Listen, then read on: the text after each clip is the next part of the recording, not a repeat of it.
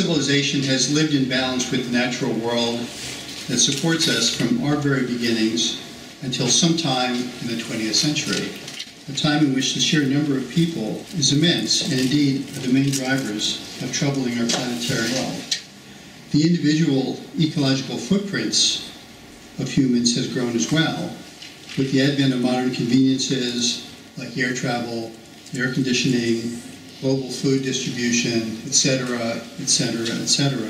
As a species, we've outgrown this planet within the lifetimes of many of us in this room.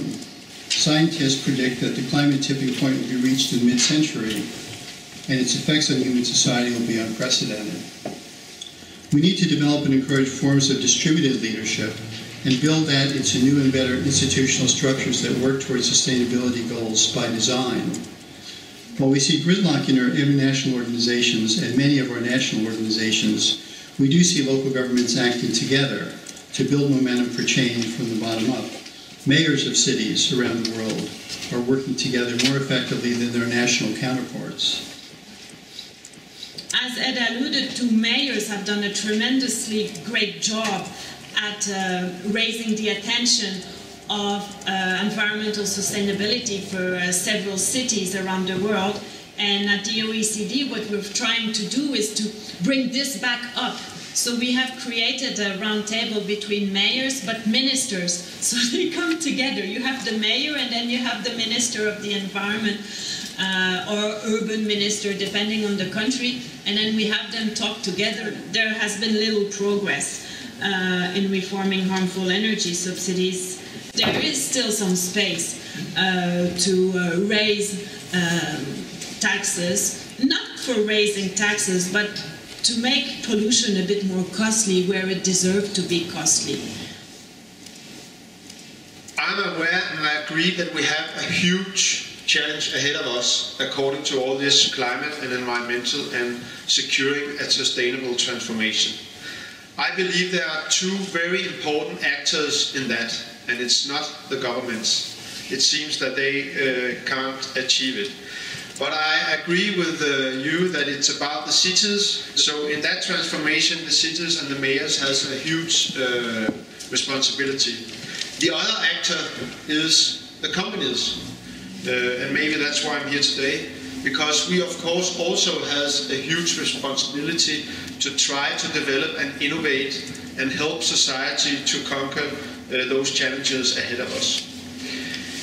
And I could have produced a lot of PowerPoint and slides today just to go through what could NCC actually do. But instead of producing slides, I think it was actually better to produce a building. So that's why you are in this Dome of Visions. But what we would like to do with the dome here is actually we would like to turn the problem upside down, so to speak. So we actually started to think, what will happen if we separate the inner wall from the outer wall? And then you end up with a construction like this. So the dome itself, you should see that as only protecting this house that I'm standing in now from water and wind. And then you end up with actually that you can construct this house that is 120 square meters with a minimum of resources and only ecological materials. Another interesting perspective is if you look at the structure in the dome, you will see that this is the strongest structure that the natural world has actually built itself. It's the same as you find in diamond and in coal.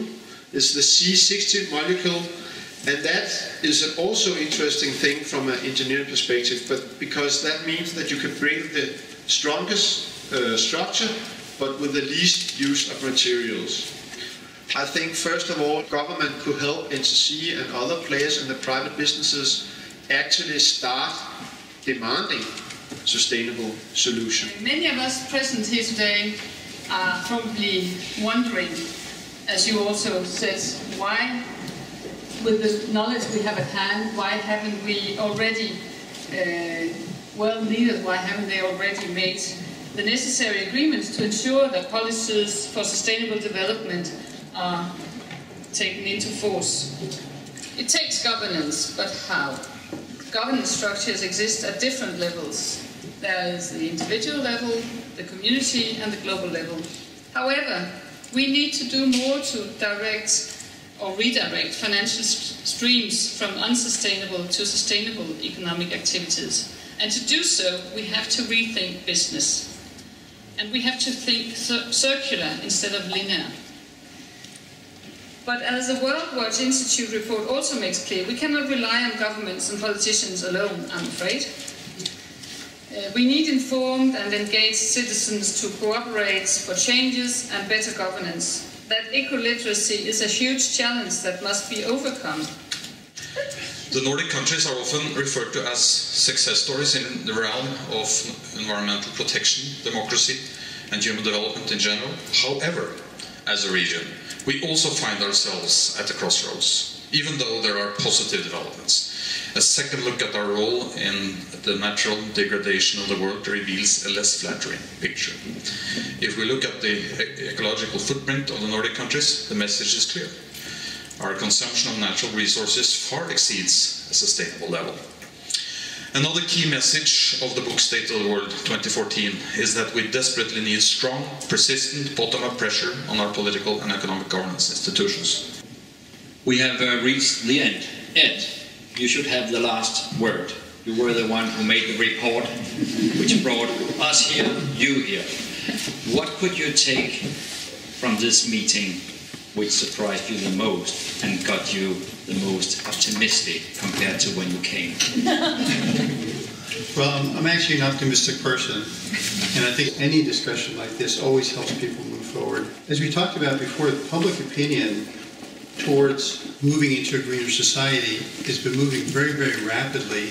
It's important that we all become vocal about it, we all become active about it, we all look at who are the people in our elected offices wherever we live, and we act on it, because that will be the force that will create the change. Imperative upon us as citizens to make sure we think about the issues, and all of the issues everybody brought up here should be brought forward to our elected officials wherever we live.